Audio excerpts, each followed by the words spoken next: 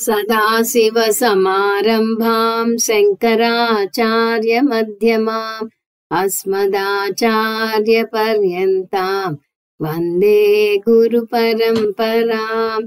हरिः ओम् श्रीगुरुभ्यो नमः। हरिः ओम्। ॐ वाङ्मे मनसि प्रतिष्ठिता मनो मे वाचि प्रतिष्ठितम् आविराविर्मयेधि वेदस्य माणिस्तः श्रुतं मे मा प्रहासेत् अनेनाधीतेन अहोरात्रान् सन्दधामि ऋतं वदिष्यामि सत्यं वदिष्यामि तन्मामवतु तद्वक्तारमवतु अवतु माम् अवतु वक्तारमवतु वक्तारम्। ओम శాంతి శాంతి శాంతిః। మన ఐతరేయోపనిషత్తు 10వ క్లాస్లో ఉన్నాం. అంతకు ముందు క్లాస్లో 3వ అధ్యాయాన్ని మొదలు పెట్టుకున్నాము. మొదటి 2 అధ్యాయాలను ఉపనిషత్తు ఆత్మజ్ఞానంతో ముగించింది. సజాతో భూతాన్యభివైక్యత్ కిమిహాన్యం వావదిశదితి స ఏతమేవ పురుషం బ్రహ్మ తతమం అపశ్యత్ ఇదమదర్శమితి. ఒక జిజ్ఞాసు సృష్టి గురించి తన గురించి విచారణ చేసి అహం బ్రహ్మ అస్మి అని తెలుసుకున్నాడు అని దీని అర్థం. అరక్షన్నథస్యేనో జవసా నిరదీయమితి అని అధ్యాయం 2లో వచ్చింది. ఋషి వామదేవుడు జనన మరణ వృత్తాలు శరీరాలకే కాని ఆత్మ అయిన తనకి లేవు అని తెలుసుకుని శరీరపు ఇనుప గోడలను ఛేదించుకుని బయటపడ్డానని చెప్పాడు. అంటే ఆయన కూడా అహం బ్రహ్మాస్మి అని తెలుసుకున్నాడు. 2వ అధ్యాయంలో ఆత్మజ్ఞానం పొందిన వ్యక్తి ఎలా ఆనందం చూపించాడో చెప్పారు, కానీ ఆత్మజ్ఞానం ఎలా పొందాడో మనకి రాలేదు. ఆత్మజ్ఞానం ఎలా పొందాలో ఇంకా చెప్పాలంటే ఆత్మ విచారణ ఎలా చేయాలో 3వ అధ్యాయంలోనే వస్తుంది. అందువల్ల ఈ ఉపనిషత్తులో ఇది చాలా ముఖ్యమైన అధ్యాయం. అంతేకాదు ఇందులో ప్రజ్ఞానం బ్రహ్మ అనే ముఖ్యమైన మహావాక్యం వస్తుంది. ఉపనిషత్తుల్లో ఎన్నో మహావాక్యాలు ఉన్నాయి. జీవ ఈశ్వర ఐక్యాన్ని బోధించే ఏ వాక్యమైనా కూడా మహావాక్యమే. ఉదాహరణకి మనం మొదటి అధ్యాయంలోనే ఒక మహావాక్యాన్ని చూసాం. అది స ఏతమేవ పురుషం బ్రహ్మ తతమం అపశ్యత్. జీవాత్మ = పరమాత్మ అని జ్ఞానం పొందిన వ్యక్తి తెలుసుకున్నాడు అని అక్కడ చూసాం. కానీ మహావాక్యం అంటే ఏమిటో మనకి తెలియజేయటానికి 4 మహావాక్యాలను పేర్కొంటారు. అవి తత్వమసి, అహం బ్రహ్మ అస్మి, అయమాత్మ బ్రహ్మ, ప్రజ్ఞానం బ్రహ్మ. ఆ ప్రజ్ఞానం బ్రహ్మని మనం ఈ అధ్యాయంలో చూడబోతున్నాం.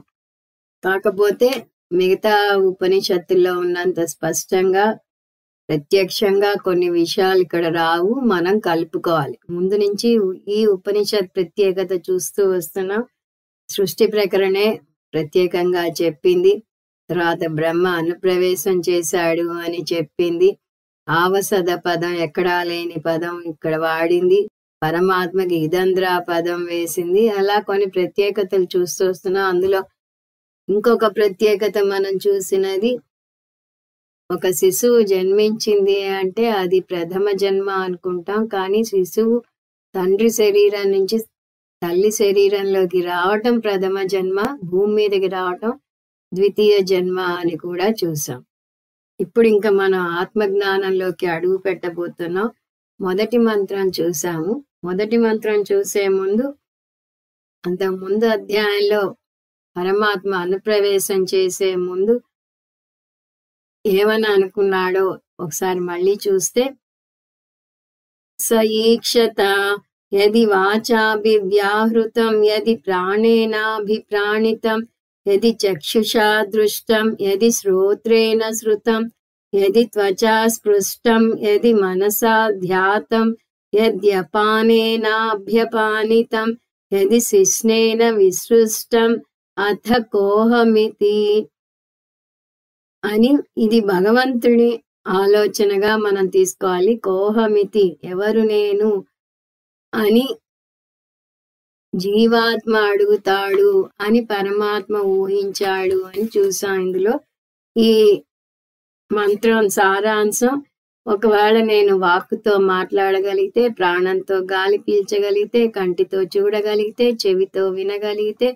స్పర్శతో స్పర్శించగలిగితే, మనసుతో భావించగలిగితే, అపానంతో అన్నపానాదులు తీసుకోగలిగితే, జననేంద్రియంతో విసర్జించగలిగితే నేనెవరు?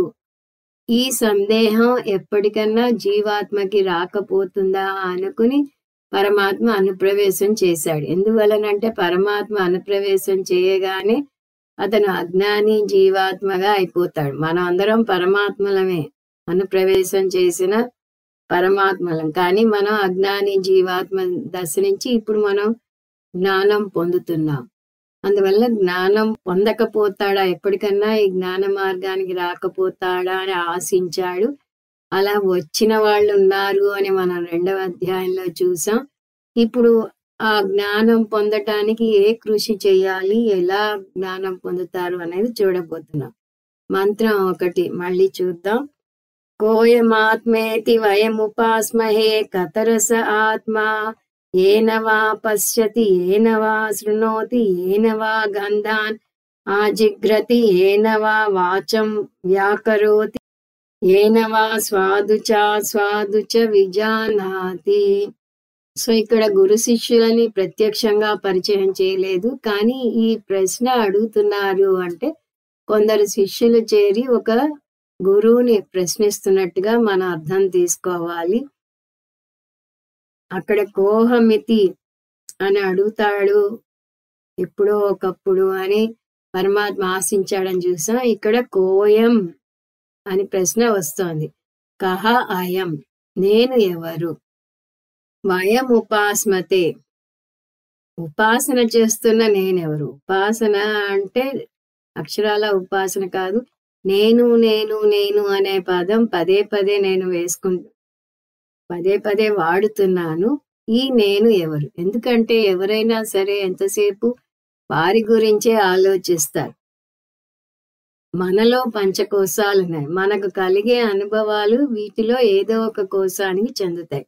శరీర రుగ్మతలు అన్నమయ కోశానికి, ఆకలి దప్పులు ప్రాణమయ కోశానికి, రాగద్వేషాలు మనోమయ కోశానికి, నిశ్చయం విజ్ఞానమయ కోశానికి, నిద్ర ఆనందమయ కోశానికి చెందుతాయి. అంటే ఇలా ఏదో ఒక అనుభవం అవుతూనే ఉంటుంది.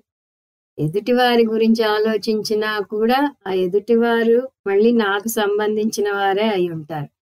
అంటే మనని కట్టిపడేసేది అహంకార మమకారాలు. సంసారం యొక్క అనేక నిర్వచనాల్లో అహంకార మమకారాలు ఒక నిర్వచనం. అహం మమ అంటారు, లేదా మీ మైండ్ సిండ్రోమ్ అంటారు. సో ఇలా నేను నేను నేను అని చెప్తున్నప్పుడు ఆ నేను ఎవరు? దానికి ఇక్కడ వచ్చిన ప్రశ్న కతరహ స ఆత్మ. ఈ రెండింటిలో ఆత్మ ఏది? ఇక్కడ ఉపనిషత్తు 2 చెప్పలేదు, ఒకటే చెప్పింది. ఒకటేమిటి? పరమాత్మ ఎలా ప్రవేశించను అని ఆలోచించి బ్రహ్మరంధ్రం ద్వారా అనుప్రవేశం చేశాడు అని చూసాం. మరి రెండోది ఏమిటి అంటే హిరణ్యగర్భ సూక్ష్మ శరీర రూపంలో స్థూల శరీరంలోకి అరికాలి ద్వారా ప్రవేశించాడు. హిరణ్యగర్భ అంటే సమష్టి సూక్ష్మ శరీర అధిష్టాన దేవత. మన సూక్ష్మ శరీరంలో 19 అంగాలు ఉన్నాయి. ఆ 19 అంగాలకు అధిష్టాన దేవతలు ఉన్నారు. ఆ అధిష్టాన దేవతలకు అధిష్టాన దేవత హిరణ్యగర్భ. హిరణ్యగర్భ కూడా ప్రవేశం చేశాడు. అంటే ఇప్పుడు మన శరీరంలోకి 2 ప్రవేశించారు. సింహద్వారమైన బ్రహ్మరంధ్రం ద్వారా పరమాత్మ ప్రవేశించాడు. అరికాలి నుంచి ప్రాణశక్తి అయిన హిరణ్యగర్భ ప్రవేశించాడు. అంటే మనలో 2 ఉన్నాయి. బింబ చైతన్య రూప ఆత్మ, ప్రతిబింబ చైతన్య రూప ఆత్మ. ఈ రెండింటిలో ఏది నేను? దానికి వారే ఓ చిన్న విశ్లేషణ చేశారు. నేను ఎవరు అని ప్రశ్న వేసుకుంటే నాకు ఆబ్జెక్ట్ గా తెలిసేది నేను కాదు అంటామని చూస్తూ వస్తున్నాం. సో వీటిలో ఇవేవి ఆత్మ కాదు అని వారే నిర్ణయించుకున్నారు. ఏమిటది? ఏనవా రూపం పశ్యతి, రూపాలను చూసే కన్ను ఆత్మ, అది కాదు. ఏనవా శబ్దం శృణోతి, శబ్దాన్ని వినే చెవి ఆత్మ కాదు.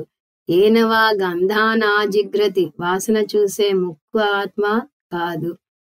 ఏనవా వాచం కరోతి, మాట్లాడే వాక్కు ఆత్మ కాదు.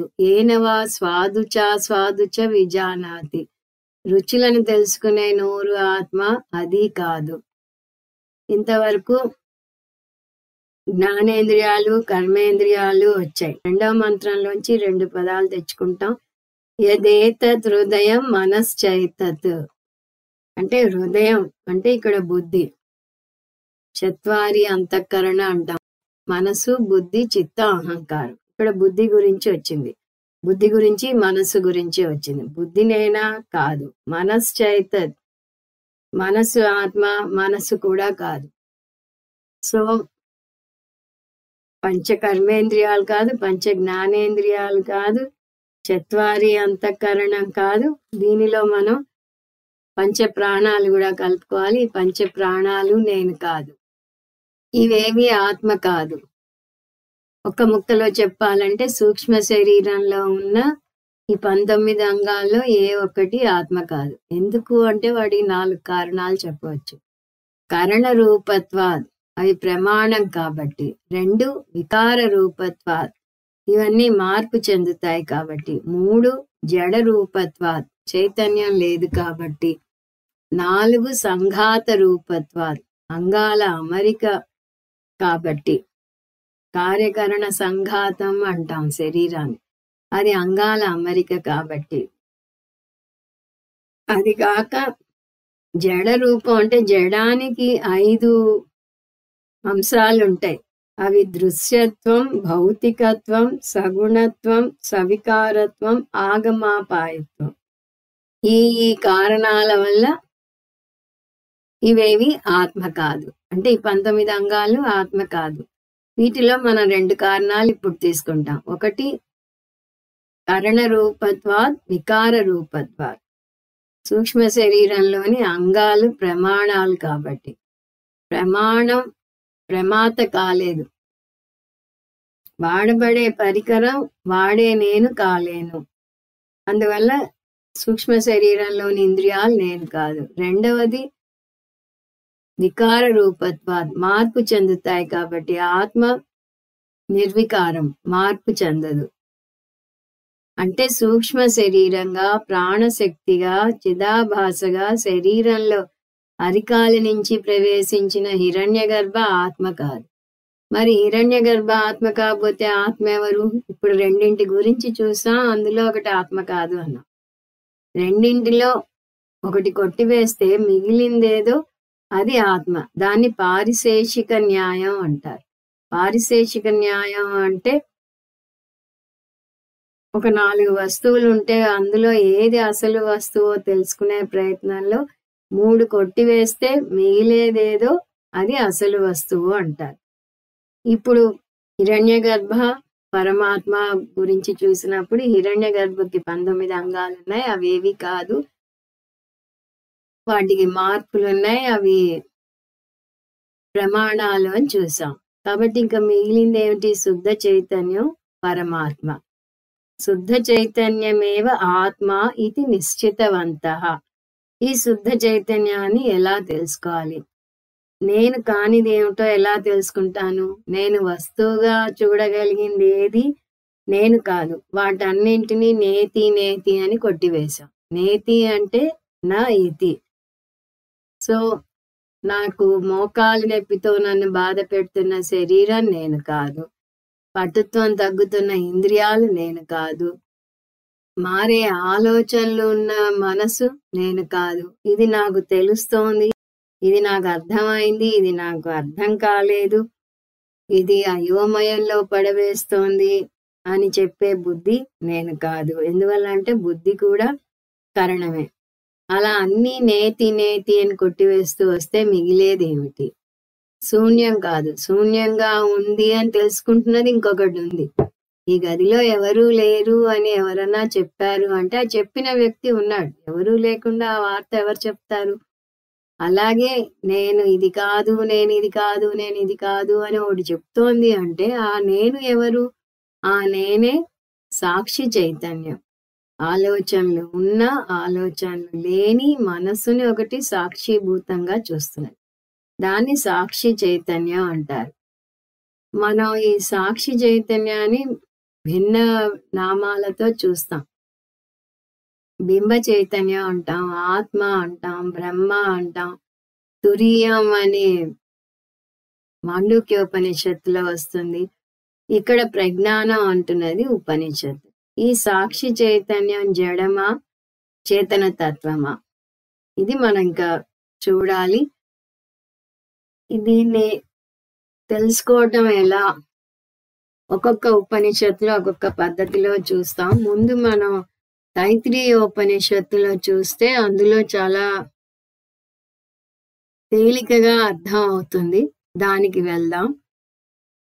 ఈ తైత్రీయ ఉపనిషత్తులో బ్రహ్మ నిర్వచనం సత్యం, జ్ఞానం, అనంతం బ్రహ్మ అని వస్తుంది.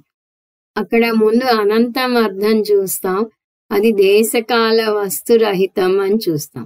తర్వాత సత్యం విశ్లేషణ చేస్తే సత్యం వాచ్యార్థం ఉనికి ఉన్న ఏ వస్తువైనా, ఉదాహరణకి గడియారం, పుస్తకం, కుర్చీ, మొత్తం జాగ్రత్త ప్రపంచం.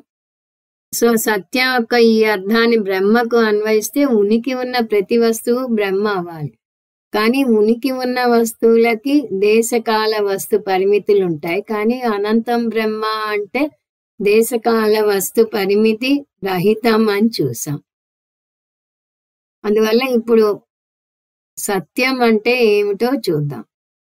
ఒక వస్తువుని తీసుకుంటే ఏ వస్తువుకైనా 3 భాగాలు ఉంటాయి. నామం, రూపం, ఉనికి లేదా సత్తా అంటాం. ఉనికి ఉన్న పుస్తకం అంటే పుస్తకం నామం, పుస్తకం రూపం, ఉనికి. ఉనికి ఉన్న బల్ల, బల్ల నామం, బల్ల రూపం, ఉనికి. పుస్తకం నామం వేరు, బల్ల నామం వేరు. పుస్తకం రూపం వేరు, బల్ల రూపం వేరు. కానీ రెండింటిలోనూ సమానంగా ఉన్నది ఏమిటి? ఉనికి లేదా సత్తా. పుస్తకం ఉనికి, కలం ఉనికి, నక్షత్రాల ఉనికి, అలా అన్నింటిలోనూ ఉనికి సమానంగా ఉంది. ఈజ్ అంటాం ఇంగ్లీష్లో. ఆ ఈజ్నెస్ నే సత్ అంటాం, ఎగ్జిస్టెన్స్ అంటాం. కాబట్టి టూకీగా చెప్పాలంటే సత్యం యొక్క వాచ్యార్థం ఉనికి ఉన్న వస్తువు. సత్యం యొక్క లక్ష్యార్థం వస్తువు యొక్క ఉనికి. ఏ వస్తువు తీసుకున్నా దానికి ఉన్న ఉనికిని సత్యం అంటారు. ఇప్పుడు జ్ఞానం చూద్దాం. అసలు మనం జ్ఞానం గురించి వచ్చాము, కానీ ఇవి చూస్తే గానీ అది అర్థం కాదని అవి కూడా చూస్తాం. సో జ్ఞానం సింపుల్ అర్థం ఎరుక. మన అనేక వస్తువుల గురించిన ఎరుకను పొందుతాం. కుండ ఎరుక, బల్ల ఎరుక, మనిషి ఎరుక. ఈ ఎరుక దేని గురించి? ఏదైనా ఒక వస్తువు గురించి. ఎరుక ఎలా ఏర్పడుతుంది? ఆలోచన ద్వారా ఏర్పడుతుంది. దీన్ని వృత్తి జ్ఞానం అంటారు. ఒక కుండను చూస్తే నాకు కుండ వృత్తి ఏర్పడుతుంది. తద్వారా కుండ జ్ఞానం కలుగుతుంది. అంటే నేను ఒక కుండను చూసినప్పుడు దాని ఎరుక నా కళ్ళ ద్వారా నా మనసులోకి వెళుతుంది. కానీ ఎరుకకు దేశకాల వస్తు పరిమితులు ఉన్నాయి.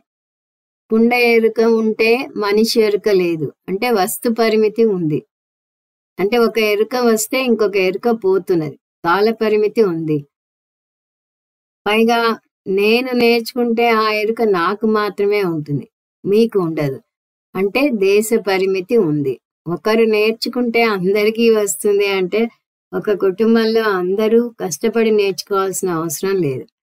కాబట్టి బ్రహ్మ అంటే ఇలా వస్తువుల ఎరుక కాదు.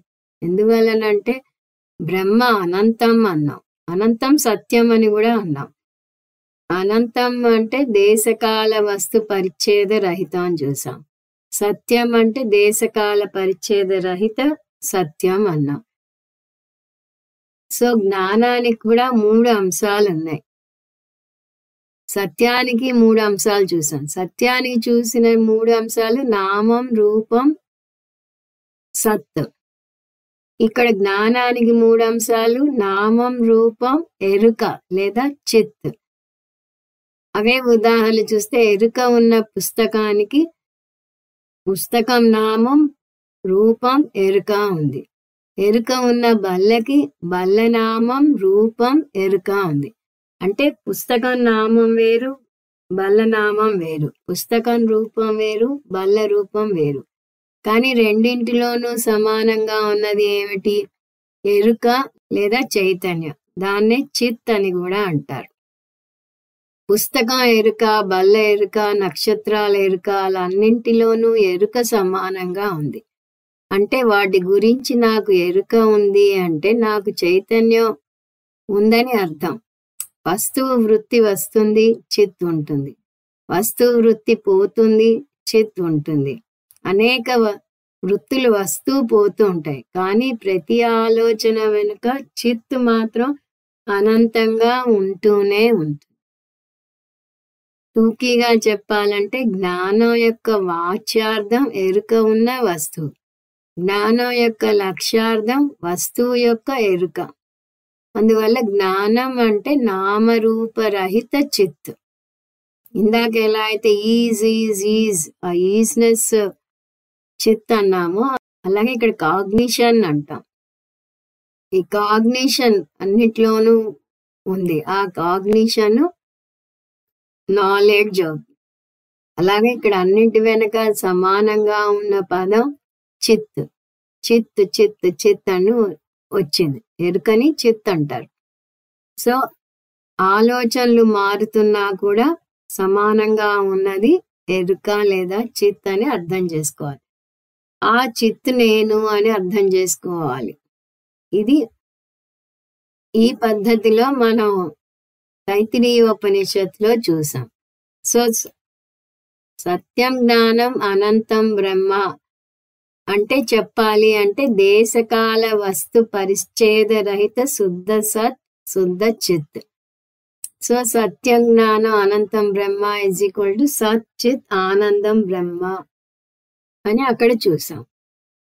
ఇప్పుడు మనం కేనోపనిషత్తులోంచి ఈ జ్ఞానం గురించి చూద్దాం. ఎందువలనంటే ఈ సాక్షి చైతన్యం లేదా ప్రజ్ఞానాన్ని తెలుసుకోవటం ఎలా అంటే ప్రతిబోధ విదితం మతం అనే కేనోపనిషత్తు వాక్యాన్ని మనం గుర్తు తెచ్చుకుంటే అక్కడ ఎక్స్ప్లెనేషన్ చూస్తే ఇక్కడ ఎక్స్ప్లెనేషన్ మనకి తేలికవుతుంది.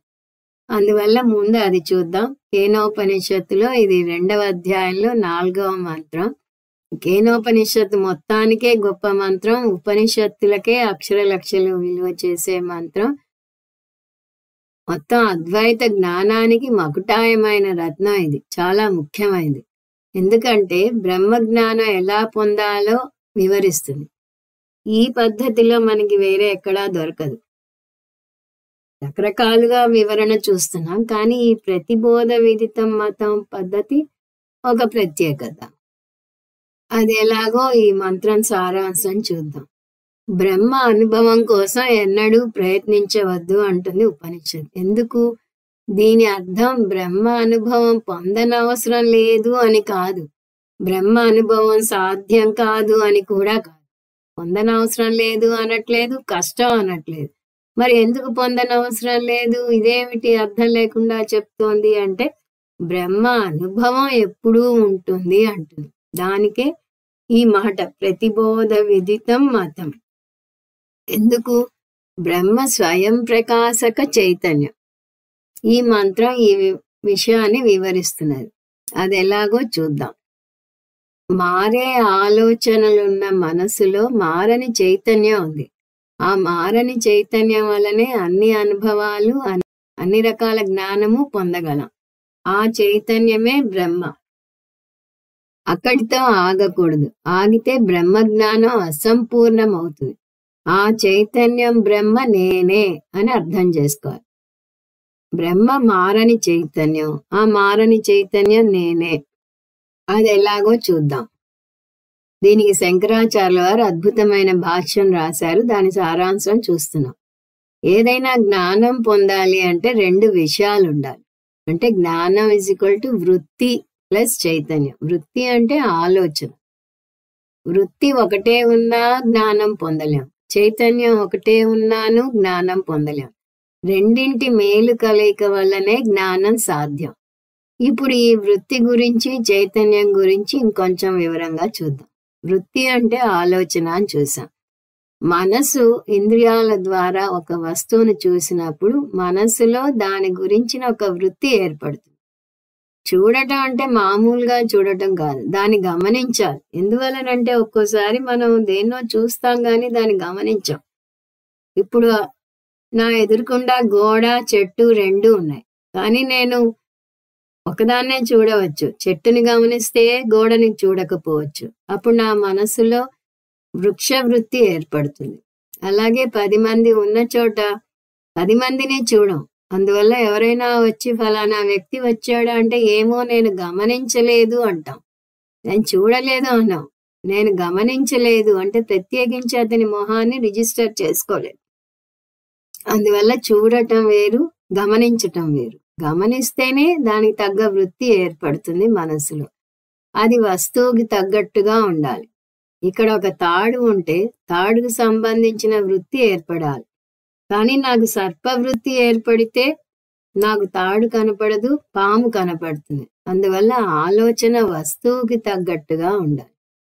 ఇప్పుడు నాకు కలిగే అనుభవాలు మారుతున్నాయి. దానివల్ల నాకు కలిగే జ్ఞానం కూడా మారుతోంది. అంటే ఆలోచనలు కూడా నిరంతరం మారుతున్నాయి. అందువల్ల జాగ్రత్త అవస్థలో మారుతున్న ఆలోచనలు మారే అనుభవాలను, మారే జ్ఞానాన్ని ఇస్తున్నాయి. కానీ ఈ ఒక్క ఆలోచనల వల్లనే జ్ఞానం పొందలేరు అంటోంది వేదాంతం. ఎందుకు? ఆలోచన అంటే ఏమిటి? మనసులో ఒక భాగం. మనస్సు నిర్వచనం ఆలోచనల సముదాయం. కానీ మనసు పంచభూతాలతో చేయబడింది. పంచభూతాలు జడం. అందువల్ల మనసులో కలిగే ఆలోచనలు జడం. జడమైన ఆలోచనలు ఏమీ అనుభవాన్ని ఇవ్వలేవు. అందువల్లనే జడమైన గోడ ఏమీ అనుభవాన్ని కానీ జ్ఞానాన్ని కానీ ఇవ్వలేదు.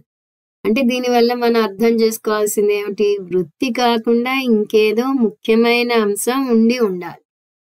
దానివల్లనే మనకి వృత్తి జ్ఞానం ఏర్పడుతుంది, వృత్తి అనుభవం అవుతుంది. ఏమిటా అంశం? శరీరం అంతటా ఉన్న చైతన్యం. కాబట్టి చైతన్యం అంటే ఏమిటి? వృత్తి ప్లస్ చైతన్యం = జ్ఞానం అని చూసాం కదా ఇప్పుడే. ఈ రెండింటి వల్ల జ్ఞానం కలుగుతున్నది అంటే ఇప్పుడు ఒక సందేహం వస్తుంది. మారుతున్న వృత్తిలాగా చైతన్యం కూడా మారుతుందా? చైతన్యం మారదు. చైతన్యం మార్పులేని మారని అంశం. సో ఇప్పుడు జ్ఞానం అంటే ఏమిటని చూసాం? మారే వృత్తి ప్లస్ మారని చైతన్యం. జ్ఞానం = అనుభవం = బోధ = ప్రతిబోధ. బోధ అంటే వృత్తి, జ్ఞానం, అనుభవం. అది మారే వృత్తి, మారని చైతన్యాల మేలు కలయిక. కానీ వచ్చిన చిక్కేమిటంటే ఈ వృత్తి చైతన్యం ఎంతగా ఒకదాంతో ఒకటి అల్లుకుపోయాయి అంటే చైతన్యం మనసు లేదా వృత్తిలో ఒక అంతర్గత భాగం అని పొరపాటు పడతారు చాలా మంది. కానీ వేదాంతం దాన్ని ఖండిస్తుంది. చైతన్యం ప్రతి వృత్తిలోనూ ఉంది, కానీ అది వృత్తిలో ఒక భాగం కాదు. చైతన్యం వృత్తి నుంచి ఉత్పత్తి చెందినది కాదు. చైతన్యం వృత్తి యొక్క లక్షణం కూడా కాదు. మనం ఇది శరీరపరంగా చూసినప్పుడు చూసాం. చైతన్యం శరీరంలో ఒక భాగం కాదు, శరీరం నుంచి ఉత్పత్తి చెందింది కాదు, శరీరం లక్షణం కూడా కాదు అన్నాం. ఇప్పుడు వృత్తిపరంగా ఇదే మాట చూడాలి. చైతన్యం వృత్తిలో ఒక భాగం కాదు, చైతన్యం వృత్తి నుంచి ఉత్పత్తి చెందలేదు, చైతన్యం వృత్తి యొక్క లక్షణం కూడా కాదు. చైతన్యం వృత్తికి భిన్నంగా ఉంది, కానీ వృత్తితో కలిసిపోయింది. బ్రహ్మజ్ఞానం పొందాలంటే 3 దశల్లో పొందాలి. ఒకటి, మారే వృత్తి నుంచి మారని చైతన్యం వైపుకి నా దృష్టిని మరల్చాలి. చెట్టును చూస్తే చెట్టు గురించిన వృత్తి ఏర్పడుతుంది. బల్లను చూస్తే బల్ల గురించిన వృత్తి ఏర్పడుతుంది. చెట్టు వృత్తి ఏర్పడుతున్నదని నాకు తెలుస్తోంది. బల్ల వృత్తి ఏర్పడుతున్నదని నాకు తెలుస్తోంది. అంటే ఒక వస్తువును చూస్తే ఇంకో వస్తువు వెళ్ళిపోతోంది. ఒక వృత్తి ఏర్పడితే ఇంకో వృత్తి వెళ్ళిపోతోంది. కానీ ఈ వృత్తుల గురించిన నా ఎరుక మారటం లేదు. నా మనసులో ఈ వృత్తి వచ్చింది అని తెలుస్తోంది. ఈ వృత్తి పోయిందని తెలుస్తోంది. అంటే ఆ తెలుస్తున్నది ఈ ఎరుకకి. అందువల్ల వృత్తి నుంచి ఎరుక వైపుకి అంటే చైతన్యం వైపుకి నా దృష్టి మరల్చాలి. ఇది మొదటి దశ. రెండవ దశ ఆ చైతన్యాన్ని నేను అని అర్థం చేసుకోవాలి. చైతన్యం వైపు దృష్టి మరల్చాలి అంటే మళ్ళీ చైతన్యాన్ని ఆబ్జెక్ట్గా చూడకూడదు. చైతన్యాన్ని వృత్తిని విడదీశాక నేను వృత్తిని చూసే చైతన్యాన్ని అని అర్థం చేసుకోవాలి. అంటే ప్రతి ఒక్క వృత్తి ఆబ్జెక్టు, చైతన్యం దాన్ని చూసే సబ్జెక్టు. నేనెవరు? నేను సబ్జెక్టుని. కాబట్టి నేను చైతన్యాన్ని. నేను పడిలేచే ఆలోచన తరంగాలతో కలిసి ఉన్న చైతన్యాన్ని. నేను ఆలోచనలు ప్రకాశింపచేయటమే కాదు, ఆలోచనల గురించి నాకు తెలుస్తోంది. ఆలోచనలు ఉన్నా, ఆలోచనలు లేని మనసుని నేను సాక్షి చైతన్యంగా చూస్తున్నాను. ఆలోచన ఆబ్జెక్టు, చైతన్యం సబ్జెక్టు అయిన నేను.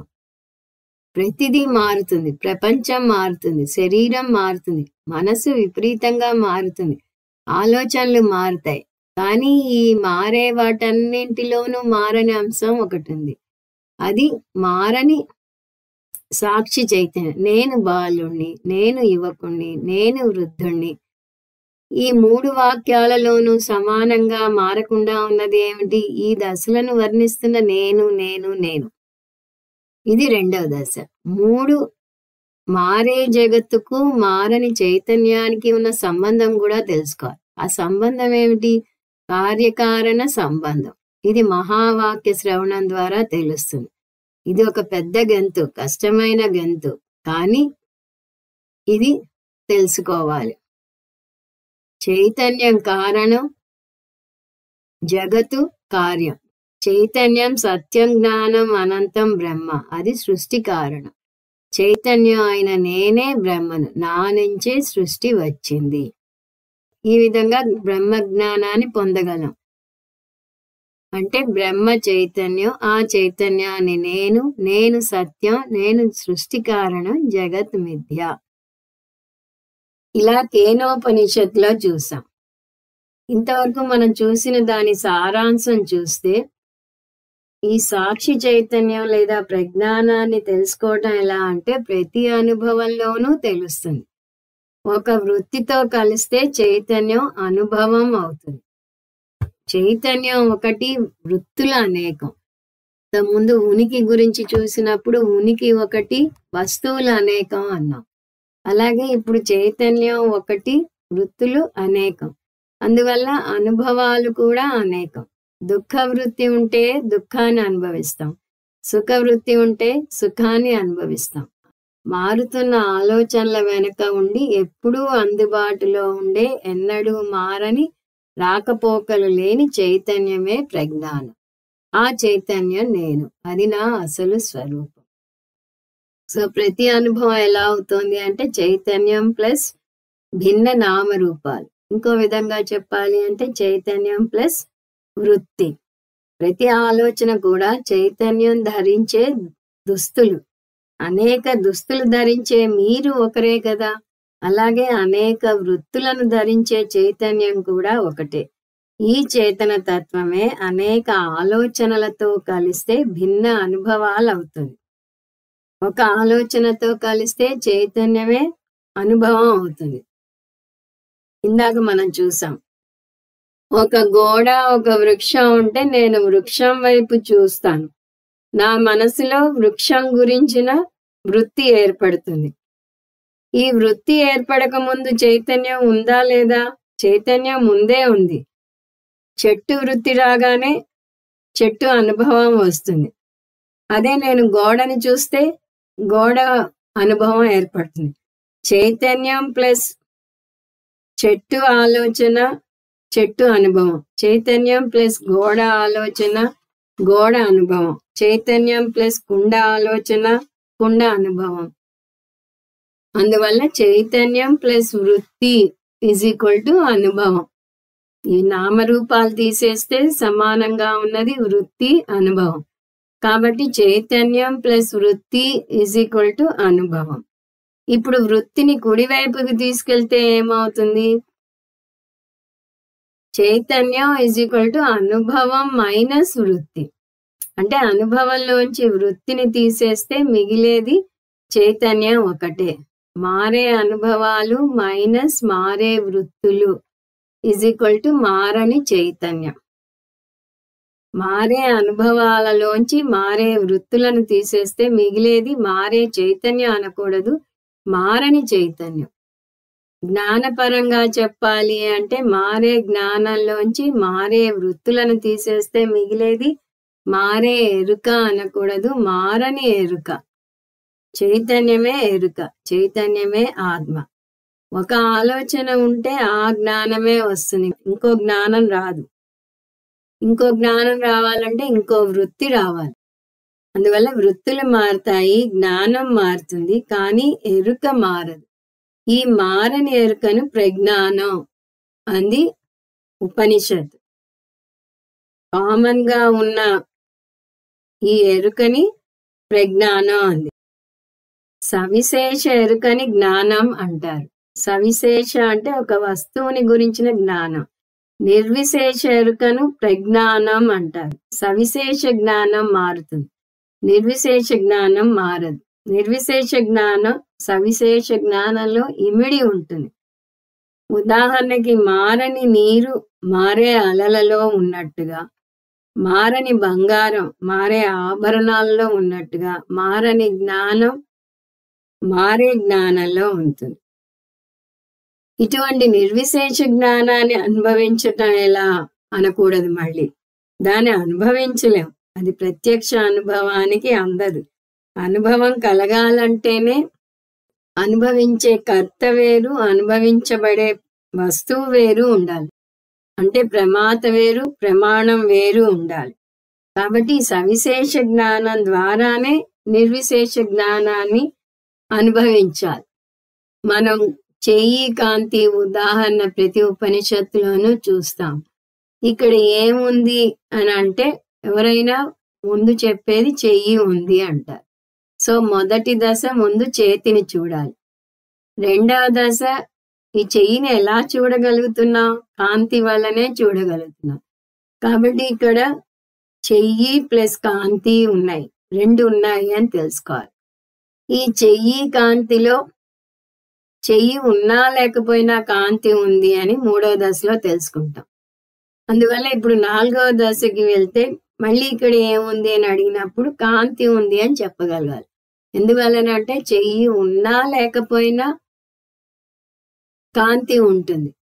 మనం ఇన్నాళ్ళు కాంతిని గమనించకుండా చెయ్యినే గమనిస్తూ వచ్చాం. అలాగే మన మనసులో ఏముంది అంటే ఆలోచనలు ఉన్ననుకుంటాం, అది మొదటి దశ. కానీ ఆలోచనలు దేని వల్ల వస్తున్నాయి అంటే చైతన్యం వల్ల లేదా ఎరుక వల్ల తెలుస్తున్నాయి, అది రెండవ దశ. మూడవ దశ ఆలోచనలు ఉన్నా లేకపోయినా ఒకటి వాటిని చూస్తోంది అని తెలుసుకుంటున్నాం, అది సాక్షి చైతన్యం.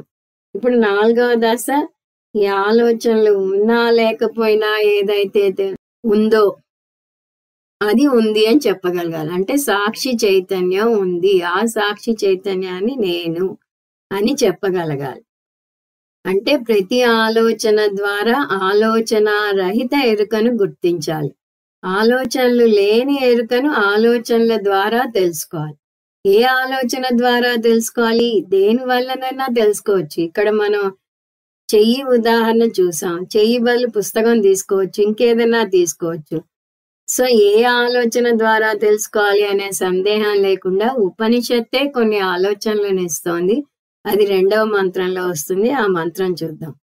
ఏదేతత్ హృదయం మనశ్చైతత్ సంజ్ఞానమాజ్ఞానం విజ్ఞానం ప్రజ్ఞానం మేధా దృష్టిర్ధృతిర్మతిర్మనీష జ్యూతిః స్మృతి సంకల్ప క్రతురసు కామో వస ఇతి సర్వాణ్యేవైతాని ప్రజ్ఞానస్య నామధేయాని భవంతి. ఇవన్నీ అంతఃకరణ వృత్తులు, అంటే మనసులో కలిగే అనేక ఆలోచనలను ఇక్కడ ఉపనిషత్ పేర్కొంటున్నది. వీటిని ప్రజ్ఞానం యొక్క నామధేయాలు అనవచ్చు. చివరి వర్డ్ ప్రజ్ఞానస్య నామధేయాని భవంతి. ప్రజ్ఞానం అంటే ఇప్పుడే చూసాం, ప్రజ్ఞానం బ్రహ్మ అని చూసాం. సో ఈ చైతన్యం యొక్క నామధేయాలు ఇవన్నీ. ఏమిటా నామధేయాలు? సంజ్ఞానం. సంజ్ఞానం అంటే నేను అనే కనీస ఎరుక. ఇది అన్ని జీవరాశుల్లోనూ ఉంటుంది. ఆజ్ఞానం, సంజ్ఞానం ఆజ్ఞానం అని ఉంది. అంటే సంజ్ఞానం ఆజ్ఞానం, ఇది అజ్ఞానం కాదు, జాగ్రత్తగా వినాలి. ఆజ్ఞానం అంటే యోగులకు ఉండే త్రికాల జ్ఞానం. విజ్ఞానం ఇది లౌకిక జ్ఞానం. ప్రజ్ఞానం, ప్రజ్ఞానం ఈ మంత్రంలోనే 2 సార్లు వచ్చింది. మనం మొదట ప్రజ్ఞానస్య నామధేయాని భవంతి చూసాం. అక్కడ ఈ ప్రజ్ఞానం బ్రహ్మ, ఈ చైతన్యం అర్థం తీసుకోవాలి. ఇక్కడ అనేక ఆలోచనల గురించి వస్తున్న ప్రజ్ఞానం ఇది వేరు. ప్రజ్ఞ అంటాం ప్రతిభా జ్ఞానం లేదా సమయస్ఫూర్తి. మేధ, మేధాశక్తి. దృష్టి, అవగాహన, చూపు కాదు, ఇదంతా మనసుకు సంబంధించింది అన్నది మర్చిపోకూడదు. కాబట్టి దృష్టి అంటే అవగాహన, ఒక వస్తువు మీద దృష్టి పెట్టు అంటూ ఉంటారు. ధృతి, దీక్ష. మతి, మననం. మనీష, స్వతంత్రంగా ఆలోచించటం. జ్యోతి, దుఃఖం. స్మృతి, స్మరణ, గుర్తు తెచ్చుకోవటం. సంకల్ప, ప్రణాళిక. మనసు అనేక ప్రణాళికలను వేస్తూ ఉంటుంది. క్రతుహు, నిశ్చయం. ఇక్కడ యజ్ఞం కాదు, ఇవన్నీ మనసుకు సంబంధించింది అనేది గుర్తుంచుకుంటే ఆ అర్థాలు దానికి తగ్గట్టుగా మార్చుకుంటాం. కాబట్టి క్రతుహు అంటే యజ్ఞం కాదు. అసుహు, ప్రాణశక్తి. కామహ, కోరిక. వసహ, స్త్రీపరమైన కోరిక. ఇవన్నీ కొన్ని వృత్తులను సూచిస్తున్నాయి. సో గొడుగు మీద ఆలోచన తీసుకోండి, దాని గురించిన ఆలోచన వదిలేయండి. ఆలోచన ఉన్నప్పుడు, ఆలోచన లేనప్పుడు మిగిలింది ఏమిటి? శుద్ధ ఎరుక లేదా శుద్ధ జ్ఞానం. సర్వాణ్యేవైతాని ప్రజ్ఞానస్య నామధేయాని భవంతి. వీటన్నింటినీ ఇందాక మనం ప్రజ్ఞానస్య నుంచి చూసాం, ఇక్కడ ఈ అడ్జెక్టివ్ కలుపుతున్నాం. సర్వాణి ఏతాని, వీటన్నింటినీ. ఇప్పుడు చెప్పిన లిస్ట్ అంతా ఇవి మాత్రమే కాదు, ఇవి కొన్ని ఉదాహరణలు మాత్రమే. వీటిలో దేనన్నా కలుపుకోవాలి. వీటన్నింటినీ ప్రజ్ఞానం యొక్క నామధేయాలు అంటారు అంటోంది ఉపనిషత్తు. దీనితో త్వం పదార్థ విచారణ ముగిసింది. ప్రజ్ఞానం బ్రహ్మ అనేది మహావాక్యం అన్నాం. మహావాక్యం అంటే జీవ ఈశ్వర ఐక్యాన్ని సూచించేది ఏదైనా మహావాక్యం. కాబట్టి దీనితో త్వం పద విచారణ ముగిసింది. త్వం పదార్థం శుద్ధ జ్ఞానం, అది బ్రహ్మ. ప్రజ్ఞానం శరీరానికే పరిమితం అవలేదు. అలలో నీరు చూస్తే నీరు అలకే పరిమితం అవలేదు. నీరు మొత్తం సముద్రానికే అధిష్టానం.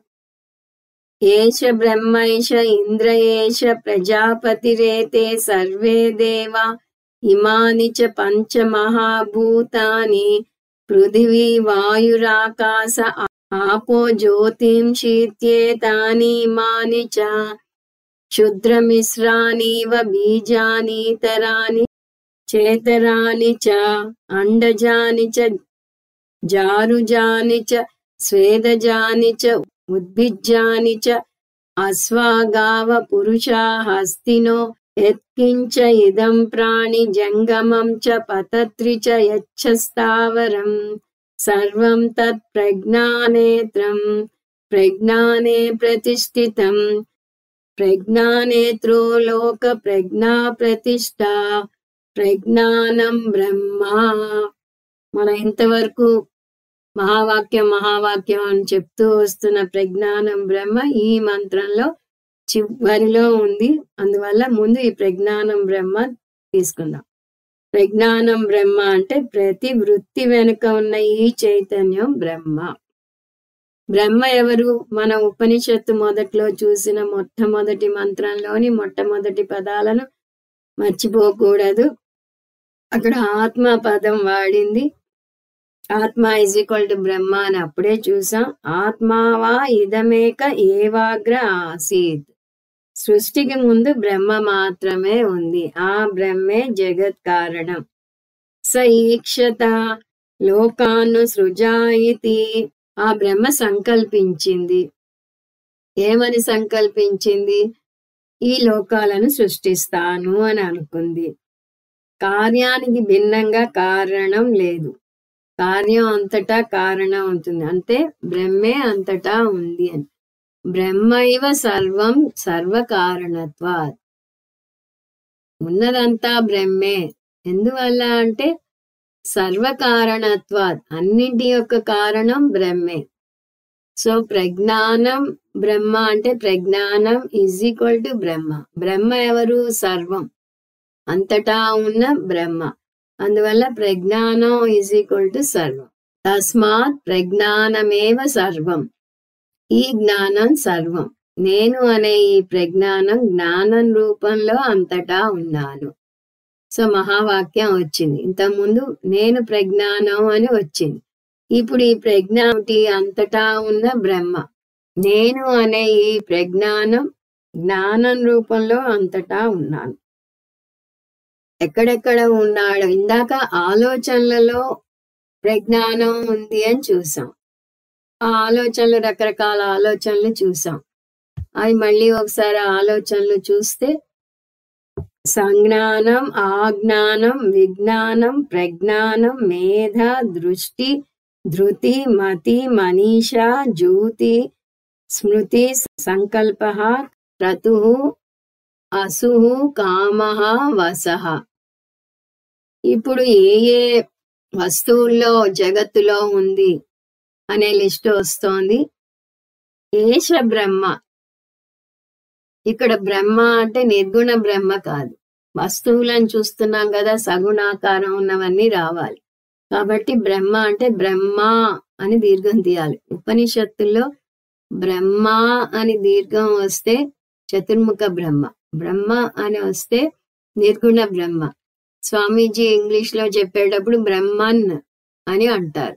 మనం బ్రహ్మన్ అనం కాబట్టి బ్రహ్మ అనే చెప్తాము. కాకపోతే దీర్ఘం వస్తే చతుర్ముఖ బ్రహ్మ, దీర్ఘం లేకపోతే నిర్గుణ బ్రహ్మ అని అర్థం చేసుకోవాలి. ఇక్కడ వచ్చే పట్టికలో సగుణ బ్రహ్మ గురించి వస్తుంది. సో బ్రహ్మ అంటే ఈ ఆత్మే చతుర్ముఖ బ్రహ్మ. ఏష ఇంద్ర. ఈ ఆత్మే ఇంద్రుడు. ఏష ప్రజాపతి. ఈ ఆత్మే విరాట్. విరాట్ అంటే సమష్టి స్థూల ప్రపంచం. ప్రజాపతి అంటే బ్రహ్మ అని కూడా అంటాం, కానీ ఆల్రెడీ బ్రహ్మ వచ్చింది కాబట్టి ఇక్కడ విరాట్ గా తీసుకోవాలి. సమష్టి స్థూల ప్రపంచం విరాట్. ఏతే సర్వే దేవాహ.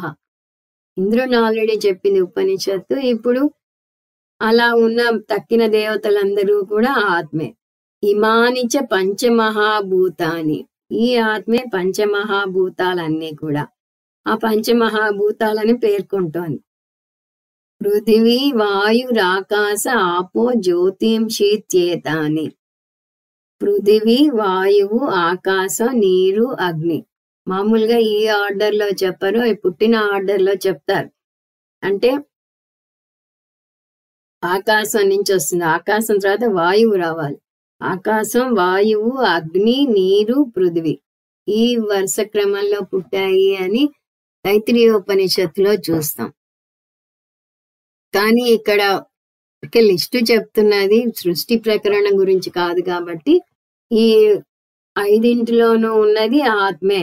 పృథివీ, వాయువు, ఆకాశం, నీరు, అగ్ని. ఇమానిచ. ఇవే కాదు, తక్కిన జీవరాశులన్నీ కూడా. క్షుద్రమిశ్రాణివ.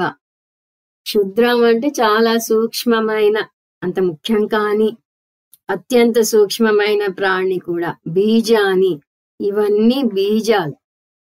దేనికి బీజాలు? వాటి రాబోయే సంతతికి బీజాలు.